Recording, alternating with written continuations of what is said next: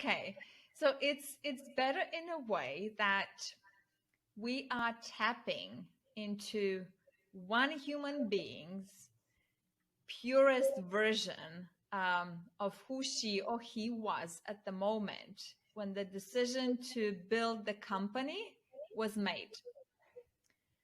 And then we anchor the impact to that purest version of that person, and we just amplify it to something far beyond bigger that is completely blowing his identity, the way the culture formed him, the way the education formed him or her, and amplifying literally the business as such for the net positive impact. That is one of the parts. And another part is that creating those rituals, thinking rituals, and execution rituals or fulfillment rituals that allow people within the company to stay anchored to that biggest audacious impact.